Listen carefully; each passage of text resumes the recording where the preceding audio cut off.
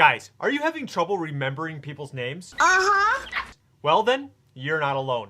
But that is going to change today. From now on, you're going to have the ability to remember names and faces for life. I'm about to reveal an ancient technique that has been used for over 2,000 years. One that is so powerful and effective that I wish it was a part of my education growing up. Since learning it, this technique has transformed both my social and my professional life. And I'm very confident it is going to do the same for you. Now, I have a complete online memory course at memoryacademy.net teaching you many different techniques that have changed my life completely. What you are about to see is that exact teaching from my online course. And today, I'm going to give it to you for free. So, without further ado, here it is. Let's talk about most people's current condition they have before they learn this technique. When you go up and you meet someone new and you introduce yourself to them like, "Hi, my name's Kyle. What's your name?"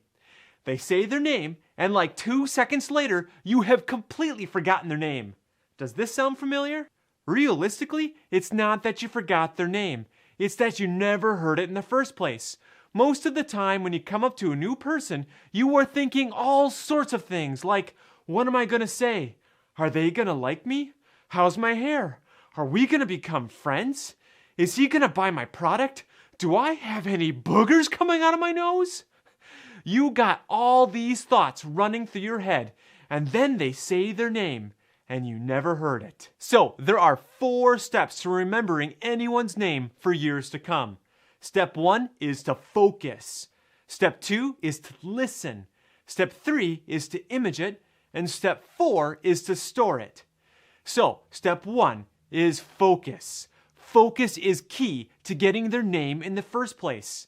So this is what I want you to do the next time you come up to someone for the first time. To gain focus, say to yourself as you approach the person, what is their name? What is their name? What is their name? Don't say this out loud unless you want to look like a crazy person. Say this to yourself in your mind on repeat to help you focus and turn off all those other thoughts. What is their name? What is their name? What is their name? Then, once you have introduced yourself, listen. Step 2 is to listen to their name. Now, after you have heard their name, step 3 kicks in. Let's say that their name is Lisa. You are going to take their name and then turn it into a very lively image. One possibility of Lisa is lice. Like lice in your hair.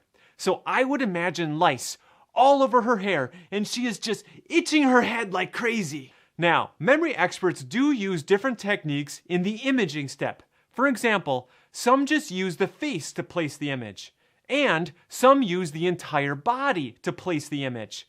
For an example, I have heard of one memory expert take the name Barbara, and in their mind have barbed wire wrapped all around them. Seems violent, but it does make it memorable, and it will be easy to make it stick for long-term recall. And they have used the entire person's body to make this happen. So it's not a strict rule to only use a face. Now, while placing your image for the person, don't place the image on things that are changeable, like their hairdo or the glasses they're wearing. The risk is that the next day they might not have the same hairdo, or they decided not to wear their glasses. So place images on parts of the person that are more permanent. You could just place the image on top of their head to make it easy. Just practice with some of these to see what works best for you. So the point is, when you meet someone, you turn their name into an image and place it on a key feature that stands out to you. For an example, if you meet a Bill, and Bill is bald, I would see a bill, like a bill from a restaurant, and I would super glue it to his bald head.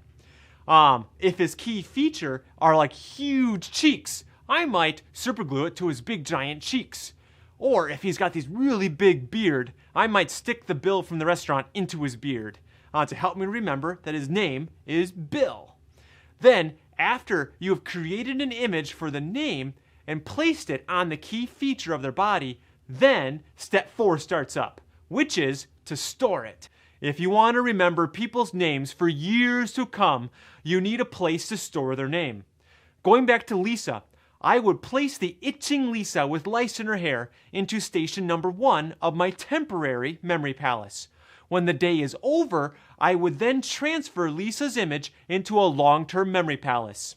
This is fine if you're meeting only a few new people in that day, like random moments of meeting people in the day when you're just not expecting it. But if you're going to a pre-planned event and you have a general idea of how many people are going to be there, then I would have a long-term memory palace already built with as many stations as there are people. If you do, then as you hear the name Lisa, create the image of her scratching her head right into station number 1 of your pre-made long-term memory palace.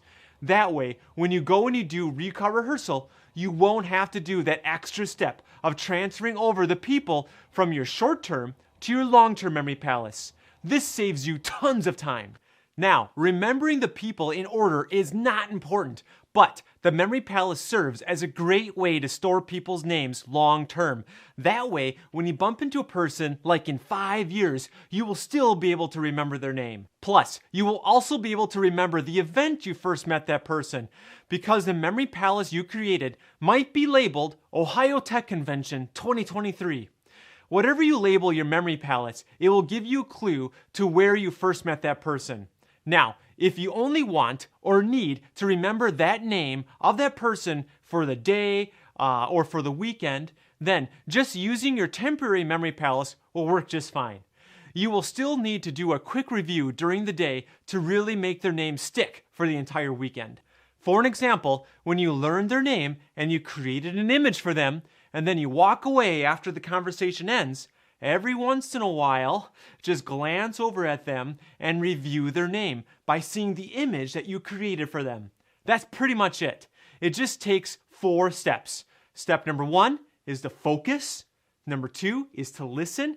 Number 3 is to image it. And step number 4 is to store it. Now, here is the best way to master names and faces. Have a master list of names already turned into images. Once you've created an image for that name, always use the image for that name. Whenever you bump into another Lisa, always use the image of lice in her hair. This is a huge shortcut.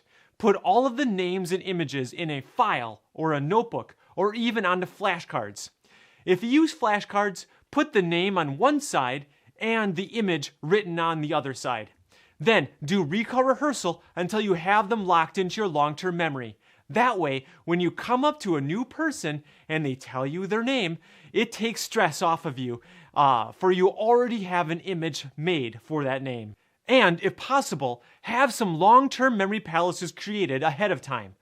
Now that you have learned the names and faces technique, it's time to put it into practice. In my next video, I'm going to train you with 10 names and faces, and I did the hard work for you. I created images for their names already, so you don't have to do it.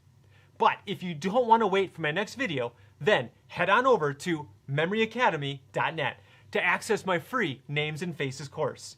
There, you're going to get on-demand training, a free PDF with my ever-growing list of names and their images, and exclusive access to interactive quizzes to test your skills and to track your progress.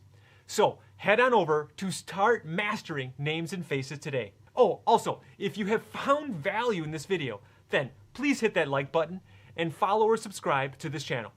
Thank you all for watching, and God bless.